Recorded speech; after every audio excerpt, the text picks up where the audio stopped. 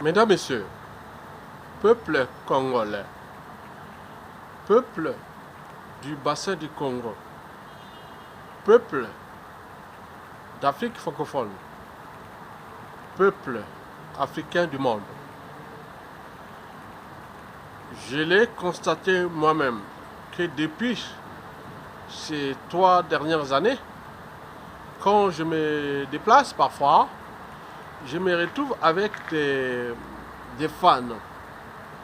Et certains même par émotion crient aïe aïe aïe, c'est le gars là qui est contre Sassou Nguesso.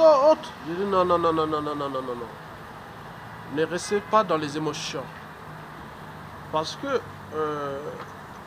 ce que vous allez vivre et ce que vous vivez déjà ici en Occident, je vais parler des titres de séjour ou même des droits d'asile ou même de votre existence.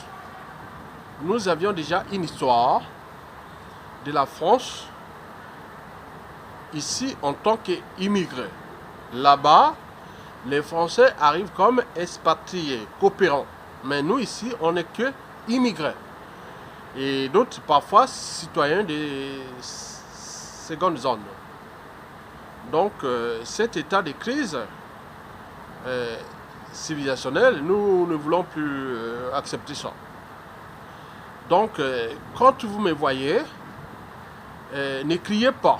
Aïe, aïe, oh, oh. Non, non, non, non. Reste pas dans les émotions. Il faut comprendre le sens de mon message. Je suis là, je suis rentré dans les médias réseaux sociaux déjà depuis 2005 et aujourd'hui c'est pas par hasard. J'ai désormais une visibilité. Vous connaissez ce que je fais contre ce régime tyrannique du dictateur Denis Sassou Nguesso, qui est d'ailleurs de ma région. Son pouvoir est aujourd'hui entretenu par 3 tribus. D'abord sa petite tribu Mboshi, et puis celle de Marangouabid et Yobi Opango. Et aussi la mienne, qui est celle du général Jean-Marie Michel Mokoko, qui l'a emprisonné d'ailleurs. La tribu Makwa, ou ma tribu, est située à cheval sur l'équateur, au nord du Congo-Brazzaville. C'est ma tribu. Et donc, on tenant compte des évolutions de ces choses-là, donc nous sommes là d'abord pour transmettre un message qui n'est pas que politique, mais également civilisationnel et voire écologique. En tenant compte des enjeux majeurs, on parlait du développement infini. Nous sommes passés du développement infini aux premières assises du développement durable que j'ai participé en tant que cadre congolais qui a eu son diplôme de bac plus 5 en développement durable. Mais j'ai introduit d'autres concepts qui ne sont plus que ceux du développement durable, mais du développement soutenable. Et donc pour moi, le développement soutenable tient compte d'un consensus universel simple. Comment établir les rapports entre le produit intérieur brut, c'est-à-dire ce que nous appelons taux de croissance, productivité, pouvoir d'achat, économie, cadre de vie et compagnie, et l'enjeu des ressources naturelles qui sont épuisables alors que nos besoins de consommation sont illimités. Et donc dans ce cadre conceptuel, j'ai introduit aujourd'hui celui du bonheur intérieur brut. Et pourquoi le bonheur intérieur brut? Parce que le bonheur ou le bien-être est le but de la condition humaine, sociale et existentielle sur différentes échelles. Individuelle, tribale, ethnique, raciale, locale, nationale, continentale, planétaire et voire spatiale. Vous imaginez que nous sommes avec ce que nous appelons les satellites qui sont été envoyés. Aujourd'hui, on parle de plus de 5000 satellites qui ont été envoyés dans l'espace, que nous le soutiens sur le système de GPS et autres. Mais vous ne le savez même pas qu'on est en train de polluer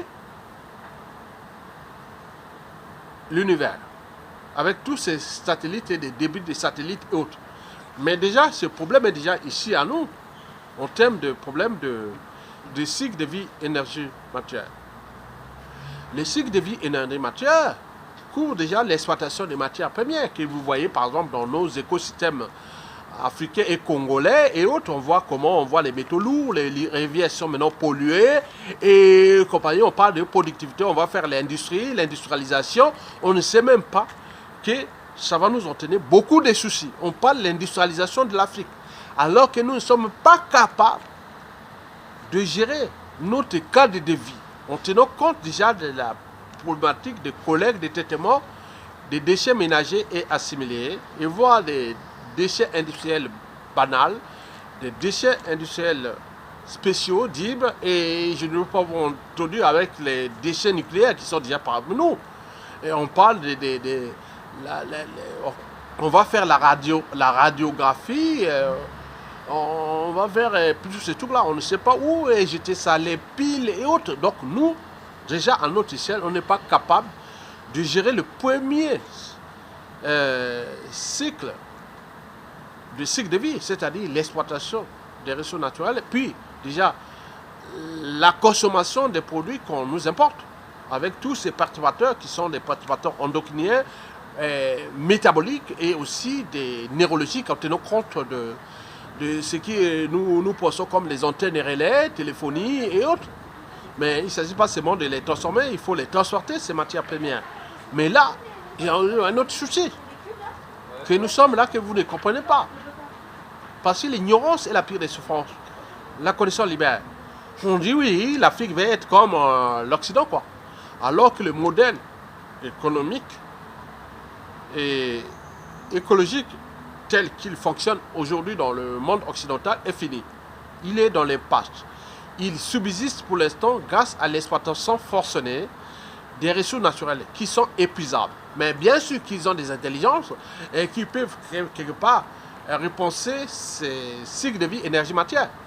Mais nous, on n'est pas capable, on rentre là comme on rentre dans un moulin, que oui, il faut industrialiser l'Afrique, il faut développer l'Afrique.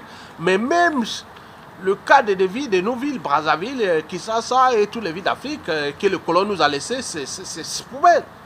On ne sait pas aménager, structurer les cadres de vie urbains, urbanisme, habitat, plan d'occupation des sols, problème de traitement de cycle de l'eau, hein, depuis l'eau naturelle, oui, la protection des sources, l'approvisionnement en eau potable, en passant par tout ce qui touche les cycles d'énergie. Les barrages hydroélectriques, et non, mais je ne vais pas vous tout citer là. Il ne s'agit pas de consommer un écosystème qui est urbain. Je ne veux pas dire oui, parce que partout dans le monde, on va aller dans un endroit où il fait bon vivre. Mais avec quel individu qui peut penser un cadre de vie digne? Nous voulons avoir des buildings, des autoroutes et tout capable. On n'est pas capable de repenser tout ça. Donc ça devient un souci. Mais il faut des cerveaux. Il faut des gens capables de repenser ces équilibres-là. Il ne s'agit pas seulement d'exploiter ni de transporter, encore de consommer. Mais il faut savoir aussi qu'est-ce que si nous avions consommé tout ce que vous consommez au Congo, Kinshasa ou Brazzaville, mais vous restez là, les poubelles sont maintenant là, on parle du plastique, on parle de plein de choses. Mais avant tout, nous on veut des feuilles de manioc, autres, tout était biodégradable. Jusqu'à peu près avant l'arrivée du colon. Et même jusqu'avant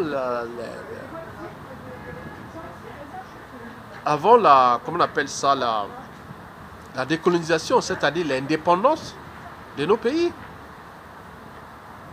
Donc, les problématiques de demain vont se passer sur ces problématiques déjà qui touchent notre existence. On voit que les morgues sont pleines à caquer des cadavres de tout âge. Et ça pue, ça pollue, rien n'est structuré, organisé. Vous allez ajouter des trucs au truc alors que vous n'êtes même pas capable de savoir en Afrique qu'il y a des gens intelligents qui sont là, qu'on va se regrouper et être ensemble. Mais non. Donc on est que là pour diviser ou soustraire les talents et les bonnes volontés. Alors qu'ailleurs, partout dans le monde, au monde occidental, il est là pour additionner et multiplier les talents et les bonnes volontés. Bien sûr que chez eux, ils ont franchi certaines barrières qui sont celles d'abord de la raison, parce qu'il n'y a rien de plus élevé dans la vie que la raison. Bien sûr qu'ils ont franchi les barrières de l'humain, l'esprit critique, contradictoire, parce qu'on construit dans la critique littéraire, gastronomique, culturelle, on construit aussi dans la conscience. On sait qu'il y a quelque chose qui n'a pas marché, on peut dire, oh, mais pourquoi ne pas laisser aux autres aussi de continuer?